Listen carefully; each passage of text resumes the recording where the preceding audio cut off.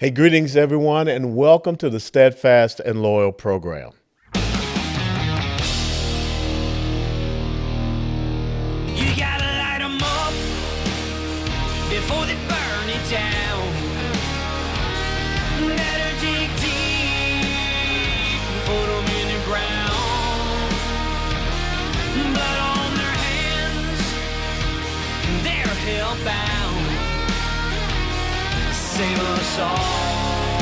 Ooh, they're gonna burn it down. Save us all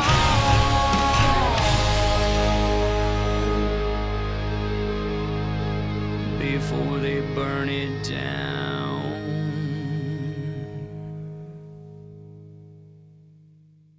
Well, hello, Patriots. Trebo, President, United Patriot Coin. Today's story time is back in a day when our currency represented real money. What I'm holding in my hand right here is a $10 gold certificate that simply states to pay on demand $10 in gold coin. To make that simple, this was real money, and this was a receipt representing real money. Fast forward to today, fiat currency, backed by the government's promise to pay. Let you understand that, right? If it was still backed by gold, this one coin would get you 220 gallons of gas at $5 a gallon. I don't have to tell you that would only get you 2 gallons of gas. You figure out what's going to get you further. Hard money, fiat currency. As always, stay safe, be prepared.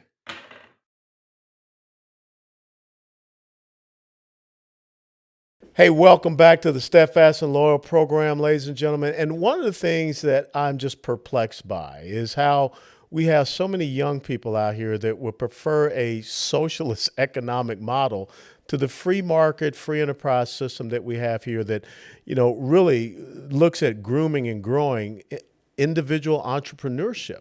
So I thought that I would talk to someone that is now, we've gotten united. I was just on his program, and that is Jay Maymi. Jay Maymi is a nationally syndicated radio talk show host, a CEO, and creator of the Thrive Sales Mastery Course. He is a noted 10-time author, keynote speaker, and sales psychology trainer, and he is also a competitive bodybuilder as well, something I am not. I would rather get out and run 4 or 5 miles than to sit in the gym and try to hurt myself. So, Jay, welcome to the Steadfast and Loyal program.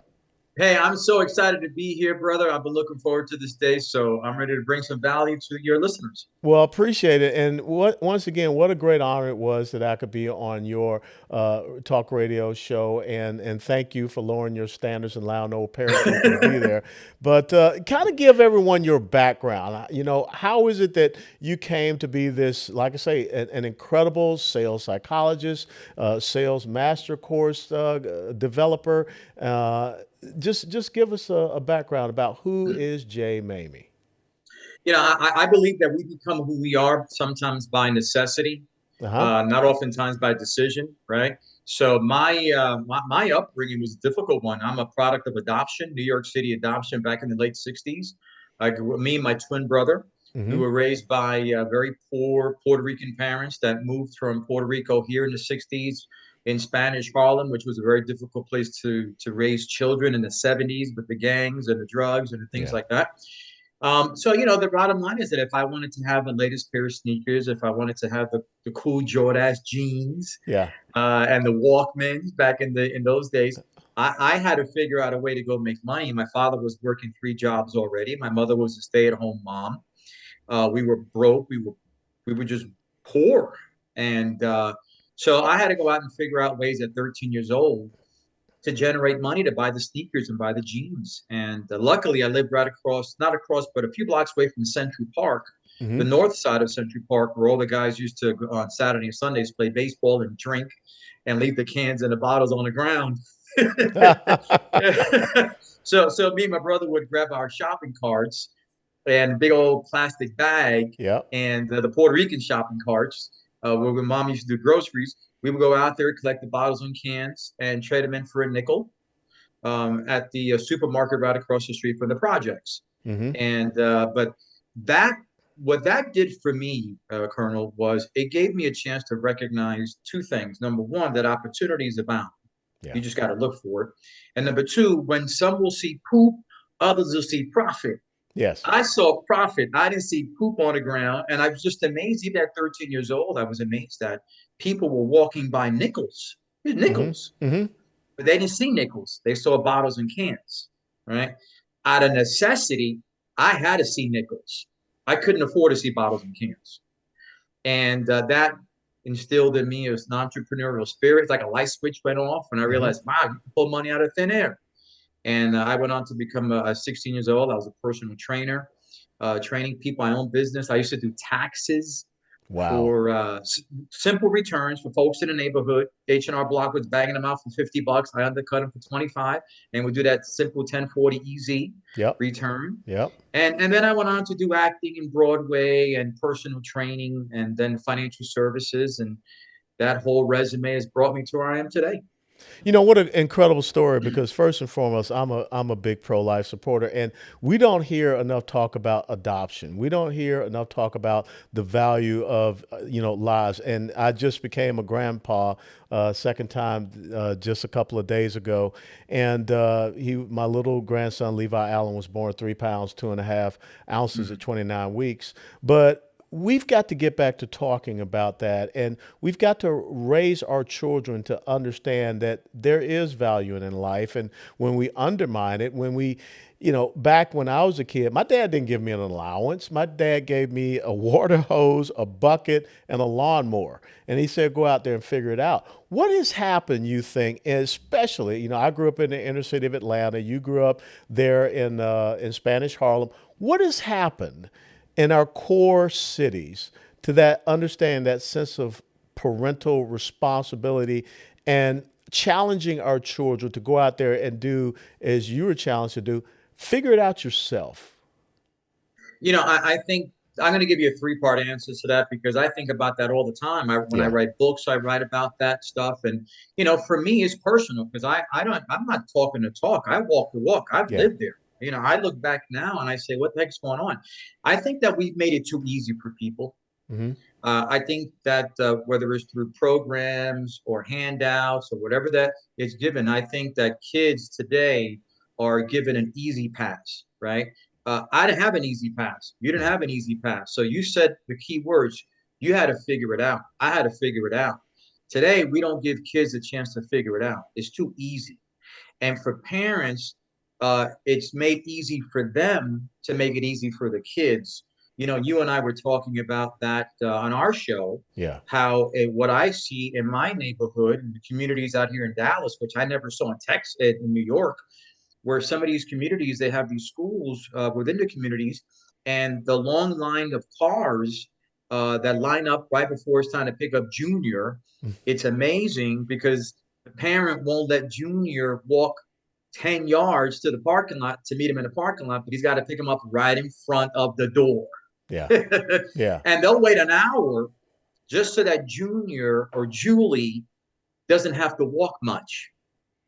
And that's instilled early on. So what do you end up creating? You end up creating kids that think that the world is going to give them what they want.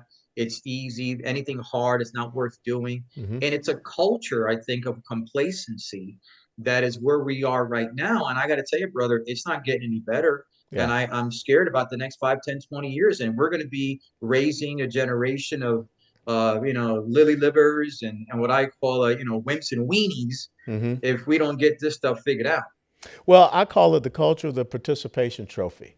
When all of a sudden you try to give kids this little plastic trinket to make them feel good about themselves, but it doesn't help. Instead of getting out there and inspiring them to do better and to, again, think through these things, develop their own critical thinking skills. You brought up a great point whereby you said at the age of 16 or 17 or so, you're out there undermining H&R Block by I'm sure they're not happy about that. But you're out there undermining H&R Block, helping people with their 1040 easy forms.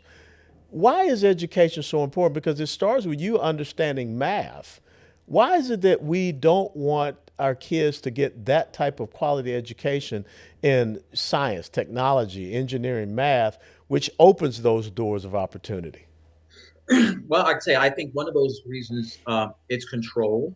You know, Hmm. when you limit access, then people have to go to you to get more of it, right?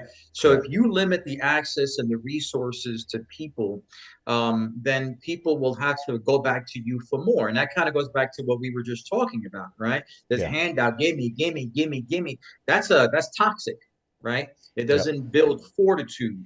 Um, Having the ability to go out and be resourceful and getting the knowledge is always going to keep you a step ahead. Even if, and this is what I tell my son, who's 14 years old, I said, even if that knowledge or that access to you may not be in abundance, there's always places, there's always people, there's always mentors, there's always ways for you to find what you need to know to grow. So don't make excuses that, and I think that's the problem. Is just, well, no one ever told me. Well, then go find out. Yeah. Okay. I think that's the crux of it. Ultimately, you know, when I did my 1040 easy, there wasn't an accountant that was teaching. There was no accountant who's going to teach a 16-year-old about taxes. So you know what I did, Colonel? At that time, you can apply for the federal tax preparer because I was a federal tax preparer. Hmm. You could just go online, fill out the form, send it out. They would send you the test.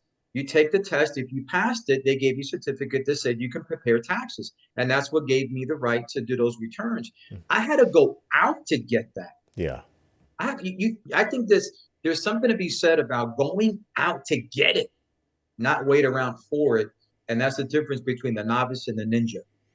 In my Great experience. point. Great point. You know, I call it the victor and the victim. You know, there's a great little video because you say, you know, Jay does not just talk the talk, he walks the walk.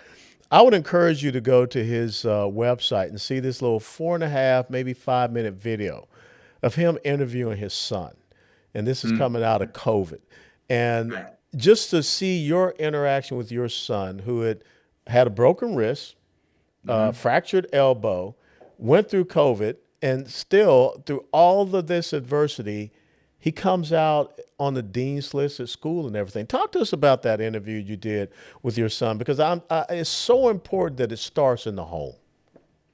You know, I'm so happy you saw that video. I'm so happy that and I'm going to tell my son that you saw that video. He's going to be overjoyed because, yeah, It was he great. doesn't. It really is, and he's still too young to understand the magnitude of what he did. Yeah. He was just hanging out with dad at the studio. He doesn't understand yet the magnitude and the impact that he's going to make, and clearly, you know, it caught your attention. What I told him was, I said, look, you know, you can come hang out with dad if you want, but you've got a message. And as I was interviewing a number of other people prior to that one, I looked at my son and I said, wait a minute, if I am promoting going beyond surviving to thriving, Hmm. why am I looking at all these other examples outside of my very own home? I got a young guy here who broke his wrist, his arm, COVID. We had just moved from New York. He Hmm. was getting teased and bullied because of his teeth. You know, he's got big teeth. He's got ADHD. I mean, all sorts. And as a result, we had to homeschool him. True story. Yeah. We had no plans on coming to Texas to homeschool, but a year into it, because of all the things that were happening, we had to go into a homeschool environment. So now he's got limited exposure to friends, with the exception of his ninja team. You know, and so in all those obstacles, I'm looking at this young guy, I'm thinking, my God, this guy got A grades. He's competing in ninja, and he's tackling all these obstacles better than adults do. Hmm. Why am I going out trying to find some other these other celebrity type people? I got one right in my own home. Yeah. This little guy, he don't know the impact he's going to make one day. So I wanted him I wanted people to recognize that, you know, impact can happen, thrive minded can happen at any age, at any stage. And I wanted him to feel special.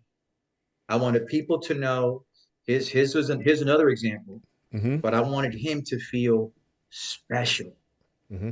And you know, I gotta tell you, when we wrapped up that segment and we were heading home, this little guy was holding on my hand tighter than I've ever experienced that Yeah. before. He was just so happy to have experienced that with dad. And That's special, man. That's really It is special. special.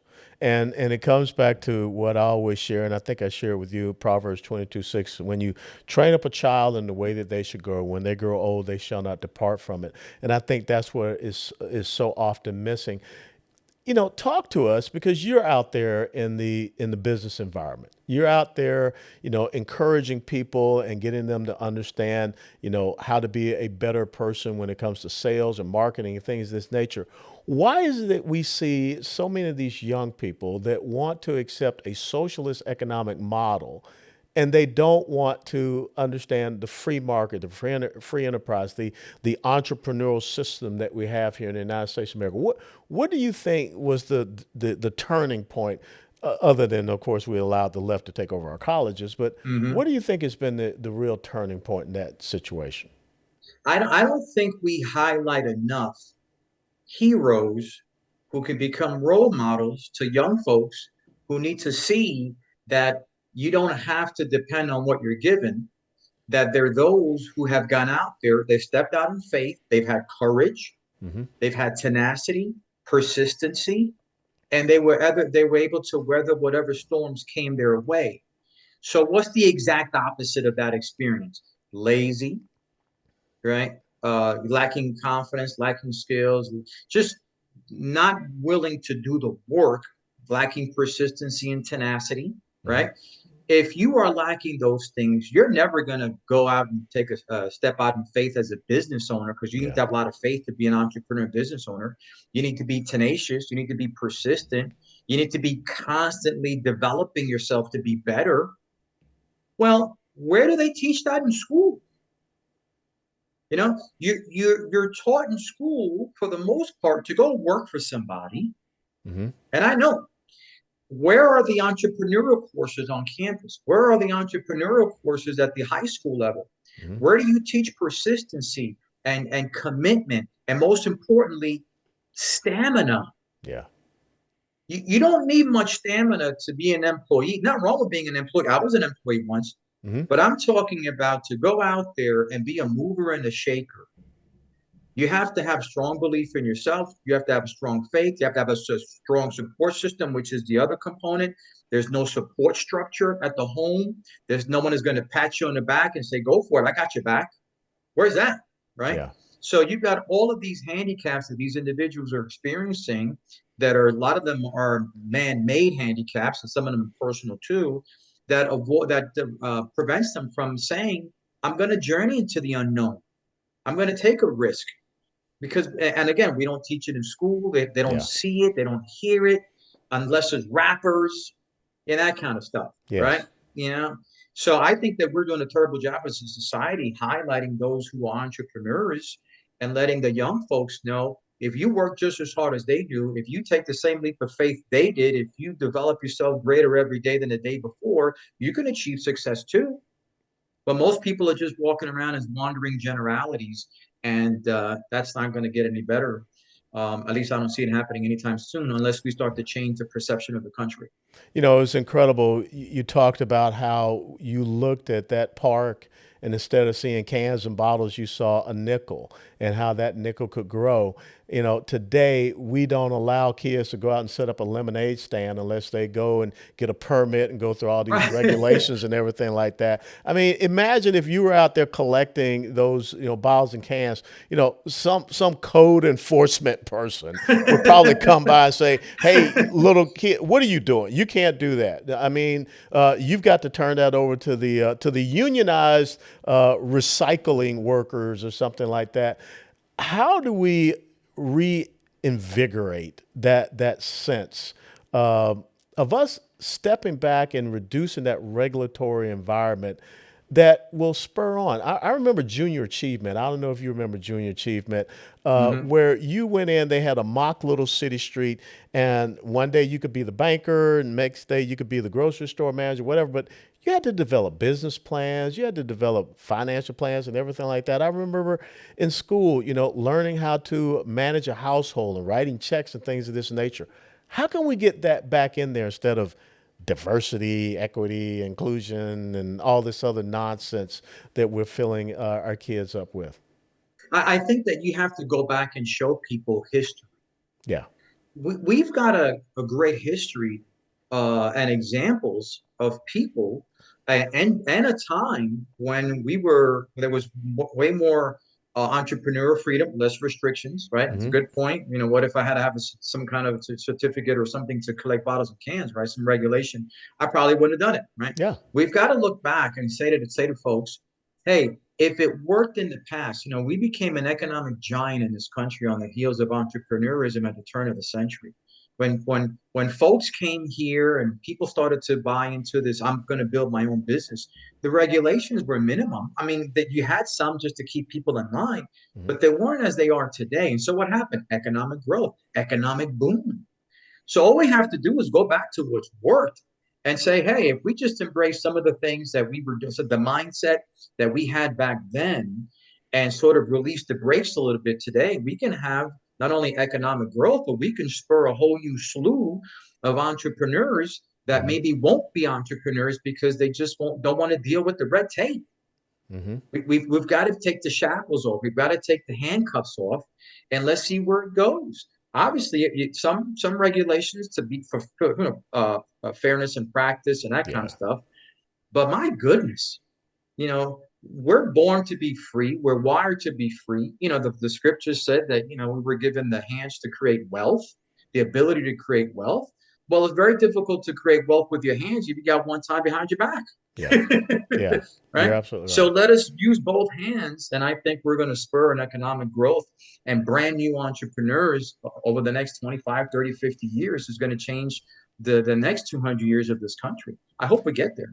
I pray so. I mean, we have to because, again, it should be about economic empowerment, not economic enslavement. I think we're seeing too much of the latter.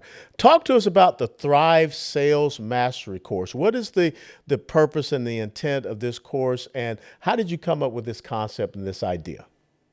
It really was out of discouragement. I mean, I'm fine. I just gave a talk on Saturday, and I was speaking about this, and it was to a group of entrepreneurs. Hmm. And I see hungry, well-meaning, desiring people those who do step out in faith. They have enough courage.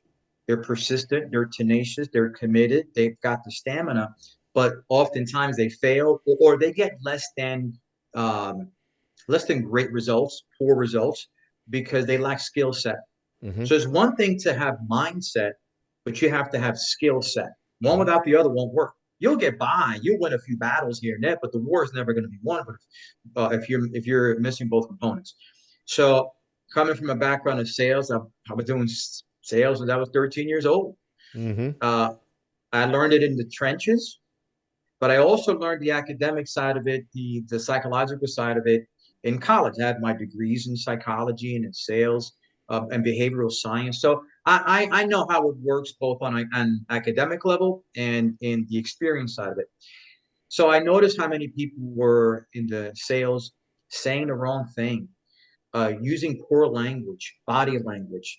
And selling is nothing more than a psychological transmission of a message to the other person where you can have compliance. That's all it is. And we're all selling something to somebody every single day, right? We're Yeah. trying to Yeah. persuade someone to our point of view. We're in a political season right now, brother, and everyone's trying to sell their own point of Oh, view. yeah.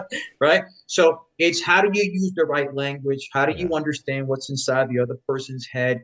How do you figure out what to say so that you are in alignment with the other person's natural cognitive thinking patterns so you can have a greater alignment in thought, in word, in action, in physicality, in tonality, so that you can achieve what you want, compliance, Hmm. or at least the first step towards compliance. So the Thrive Sales Mastery course takes all of my prior experiences, my academic experiences, my personal experiences in the field, in sales, and puts it together where that novice person who wants to become a ninja can stop getting in his own way, develop the skill sets so that he can see greater results. Let's talk about the light side of Jay Maymi, okay? Because we were talking off camera, and you're pumping down a bunch of turkey, for the protein, getting ready for a competitive bodybuilding contest. What was it that got you involved in being a competitive bodybuilder? And is that kind of your, means to extricate yourself and just reduce the stress, kind of like me getting up at 5:30 and going and chunking off, 4 or 5 miles? It gotten to the point where, yes, it's a great stress reliever. I could not see myself not working out. Now, there's a difference between working out and staying fit, and then really punishing yourself, and by doing a competition. Yeah. Like I'm thinking to myself, what did I ever do to myself Yeah. that I am punishing myself? Not only with the dieting, the restrictions of food, but you've got to get to the gym no matter how you feel, especially when Yeah. you are at a competitive stage. Yeah. In fact, I put out a video a few weeks ago about Olympic, because a competition I'm competing in a few weeks is the Natural Mr. Olympia. It's the Wow. biggest show. It's in Vegas, 5,000 global competitors. It's a 3-day event. So I said in that video, I said, you cannot expect Olympic effort if you're producing amateur efforts. Mm-hmm. Olympic results only are given to Olympic efforts. You put amateur efforts, you're getting an amateur result. Mm-hmm. Don't expect an Olympic one. And I was really talking to myself when I said that video, because I realized I got to step up my game here if I'm going to compete at this Olympic level. So I do it now because of I have a desire to get better every day, and to compete against myself. I always tell folks, don't compare, compete. Don't compare yourself against somebody else. Compete, right? Yeah. Because then you'll be forced to get better. Because if you compare yourself with someone else and you realize I'm better than that person, then you're going to stop pushing yourself, because you can Yeah. reach the plateau. But if you're constantly competing against yourself, you're pushed to do better. That's what motivates me to continue to work out today. But years and years and years ago, the way I got involved in it, Colonel, was my uncle used to come over. He was a bodybuilder. This is going back in the 60s now, big 60s. Wow. He used to come over, and me and my brother, we're feisty little guys. Uh-huh. And when he'd come over, in order to sort of keep us tame and keep us at bay and help my mother out, these two were rambunctious 7 and 9-year-old twins running around the house in the projects. He would come over twice a week, and he would offer us $1 as to who made more push-ups. So whenever our Yeah. Uncle Pablito showed up, man, we were hitting the Yeah. ground. And we were but that instilled this passion for working Yeah. out, and we like the way we felt. I'm 10 years old. I got a little pecs going here, And brother, I think you said your producer's also into fitness and working out. Mm-hmm. If you ask him, once you develop pecs, man, you don't ever want to let those seas. You don't want to see those pecs go, right? Oh, and yeah. I got them early on, so I just kept on working out just so I wouldn't lose the pecs and the biceps. Yep. So, and I would tend to believe that, just the same as the discipline of getting up and going to run, the discipline of going to the gym, that reaches into other aspects of your life as well. Without a doubt. Discipline is not a one. I tell folks, and that's a great question, Colonel, because people ask me that all the time. And I was on another show last week, and the guy says, my goodness, you're doing this, this, this, and this, and you're competing. I say, where do you find the time? I said, if you're disciplined, you can always find ways to do things if you develop an undertone of disciplinary behaviors, right? Mm-hmm. If you are running around like a crazy a person that's easily distracted, then yeah, you're going to struggle trying to add on more things. Mm-hmm. But if you have a disciplined highway, and that's why I call it a disciplined highway, meaning I can have multiple lanes on that highway, as long as I stay on the highway, right? It's when I'm looking at the off ramp and getting onto someone else's highway or some other highway that I have no business being on, that is a lack of discipline. Yeah. So yeah, if I'm doing X, Y, Z, but I'm disciplined enough because I'm on my highway, I can add on another lane because I've developed the discipline to do that because I've got that highway. Mm-hmm. But without that, you're not going to be able to do much. So yeah, getting up in the morning and working out, that's part of my discipline of eating and making my business calls and scheduling my shows, and everything is structured, and very few things are that I'm surprised by on my daily routine, because I have some structure to my day. I pre-plan my day. I'm looking at what the next day looks like, and it takes years to develop that discipline. And that's one of the things that I think a lot of people don't do, which holds it back. And the great thing is that all of those lanes that you have on your highway are all going into the same destination. Exactly. That's the key exactly thing. right. That's the key thing. My mom used to say, idle hands are the devil's playground. So I think that so often when people don't sit down and try to look at constructive things that they can use with their time, then they, like you said, they get on the off ramp. They look at someone else. They don't stay focused on the standard and compare themselves against the standard. So as we wrap up, how can people follow you? How can people invite you out to speak? How can people get in touch with Jay? Yeah, I make myself fully available online. I'm not a secret agent. I'm not hiding anywhere.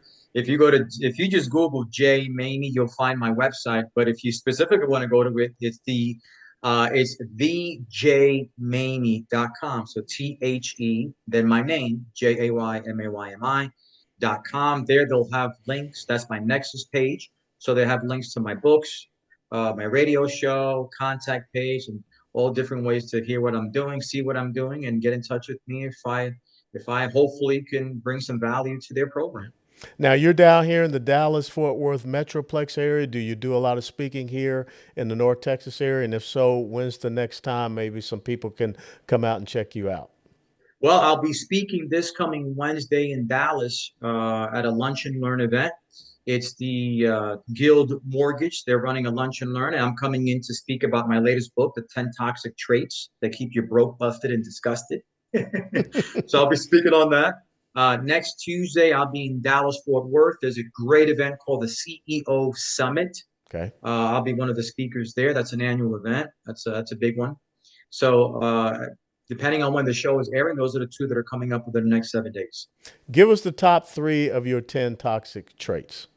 The top 3. Number 1, procrastination. I think procrastination is it derails inspiration, and we all procrastinate at one point or another.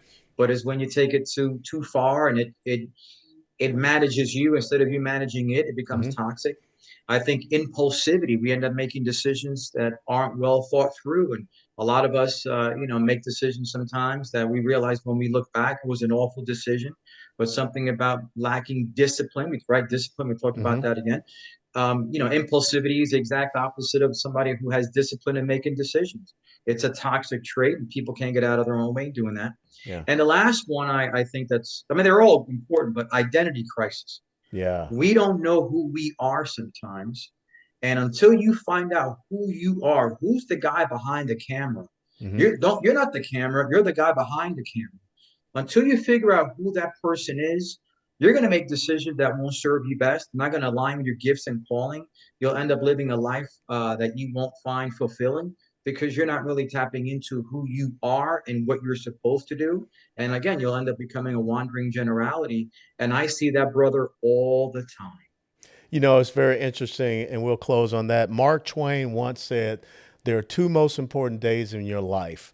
It's the day that you were born and the day that you find out why. And I think so many people struggle with finding that second most important day in their life. Jay Maymi, thank you so very much. I look forward to us meeting and having you down and grilling a steak after you get finished with this bodybuilding stuff. 'Cause I don't want to break your diet or anything like that. Okay, but we'll have you down and we'll break bread. So God bless you and thank you so much, Jay. God bless you too, brother. Thank you. Ladies and gentlemen, thank you so very much for joining us on this episode of the Steadfast and Loyal program. Very big shout out to a good dear friend of mine, Jay Maymi, who, he and I are going to get together because he doesn't live too far away from me here down in Texas. And to each and every one of you, if you like this program, please click the like button, share it with others. And until next time, steadfast and loyal. Before they burn it down.